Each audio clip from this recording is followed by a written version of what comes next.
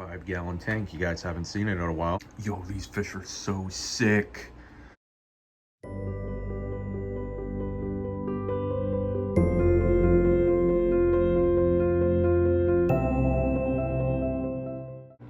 What is going on, reefers and fish keepers? It is Joey with PA Fishing and Reefing, back at it again with another video. Today we're gonna get new fish.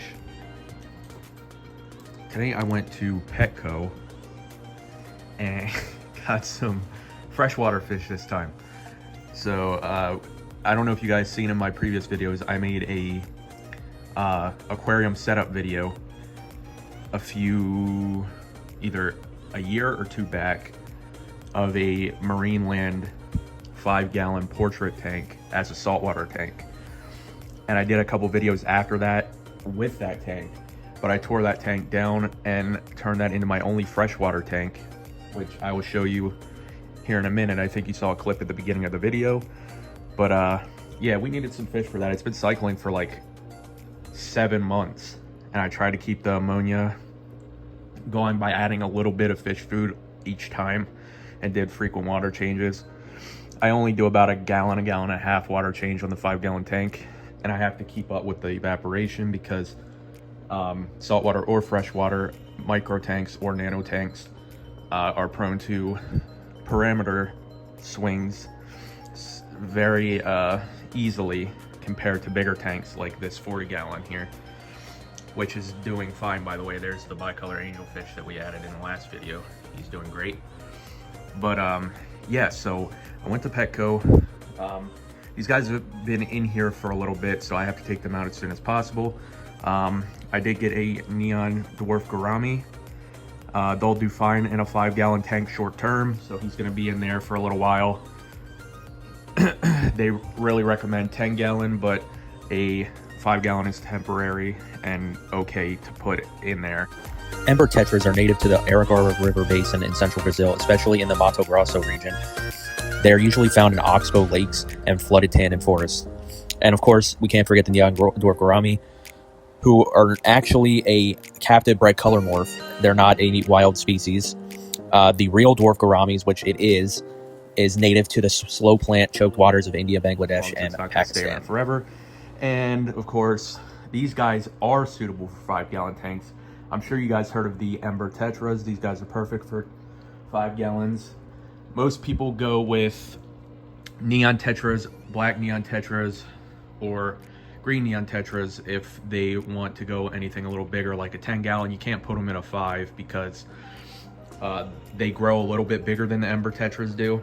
But Ember tetras are great, and they're also a schooling fish, so I had to get 4 of them. And luckily with Petco, I normally don't get fish at Petco, but they had a sale, buy 3 get 1 free. So I was thinking I was going in there for tetras, and they're a schooling fish, so might as well get 3 tetras and get the 4th one free. So you got to go for those deals sometimes, man.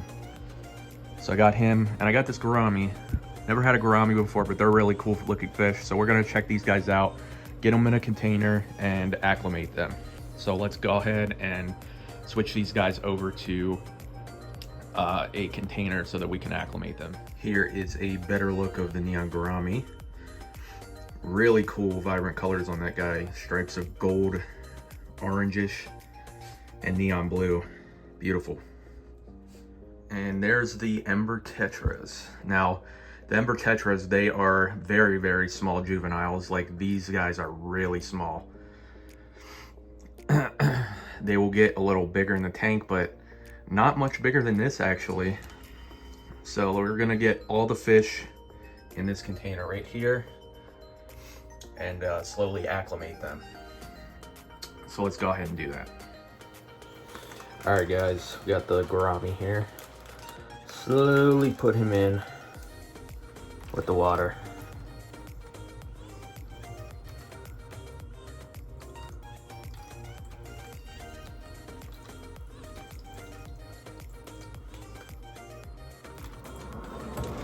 Okay, we got the water in, and then we're gonna slowly grab him and put him in there.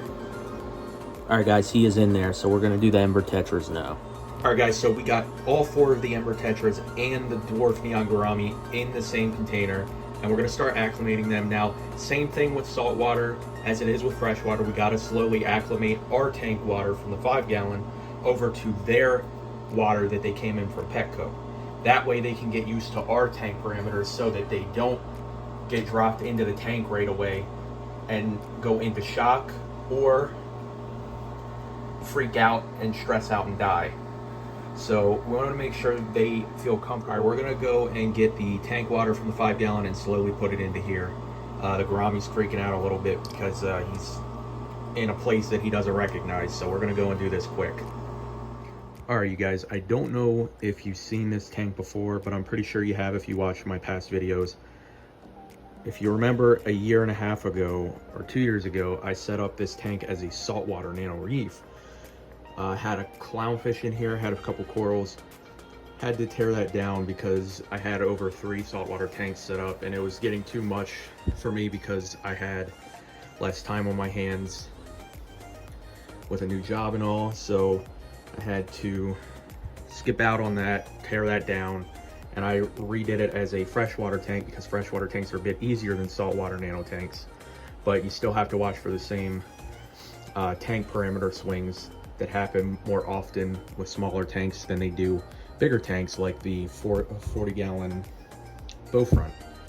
But I am gonna get another saltwater tank. It's probably gonna be a 25 gallon, and I'm gonna have that in my room where my 45 gallon used to be. So that way I'll have 2 saltwater tanks and then this freshwater 5 gallon here.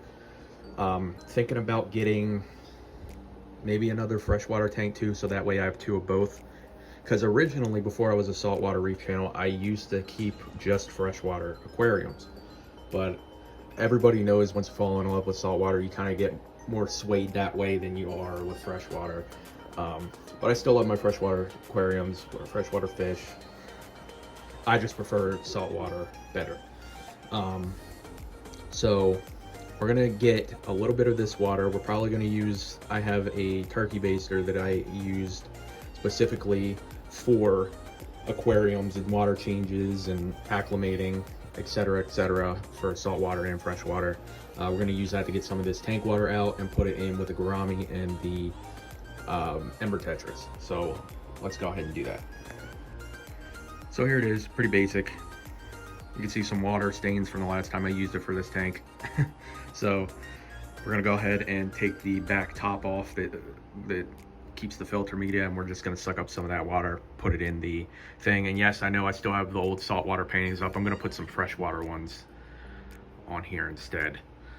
But let's go ahead and do that. We're gonna take the top off and get the water. All right, you guys, so as you can see, we got some filter media right there. There's the UV sterilizer, because we do have our UV sterilizer in the freshwater tank too.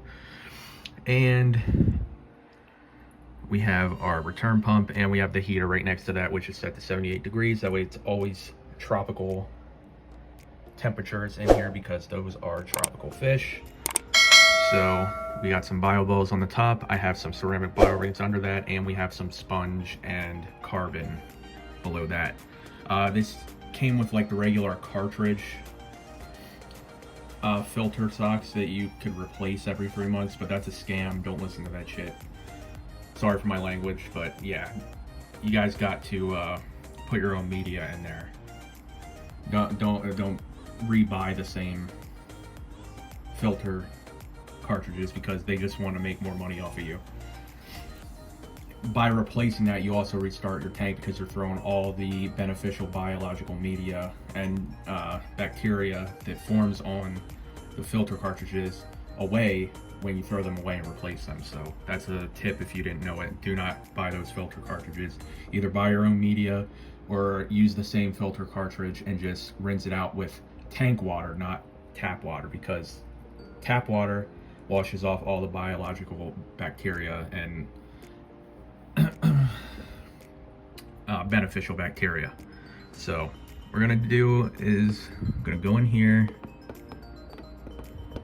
and just suck up some tank water, just like that. See, that's gonna try and come out a little bit. There we go. We got some tank water. as you can see. So we're gonna go over there and slowly acclimate them. All right, you guys, we are back. We're gonna slowly put this water in.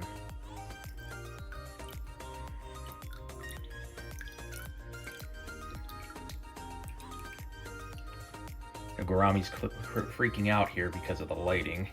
I just flew the lights on and it kind of freaked it out a little bit. I'm sorry, buddy. You'll be in your new tank soon, and I'll turn the lights off as soon as you get in there. He's freaking out the tetras as well because he's freaking out. So I will get back to you guys when we add them to the tank. All right, you guys, so I turned the flow from the pump off and the flow from the wave maker off. So that way water's not splashing everywhere since I have the lid off. And the fish can not get so stressed out and be blown around everywhere. So let's go ahead and get the gourami and add him in first. All right, guys, we got him. So now we're gonna take him to the tank. Look how pretty he is. All right, guys, there he is in the tank. Now we're gonna go ahead and go get the ember tetra. All right, you guys, the tetras are in. There's one of them. And then the other three are right here, down here hanging out. So that is pretty much it. I'm gonna turn the lights off because I want these guys to stop being stressed and kind of get used to their new tank. So I'm gonna end this video off right here. Thank you guys so much for watching, and I will see you guys later on in the next video. And don't forget to keep on reefing and fish keeping.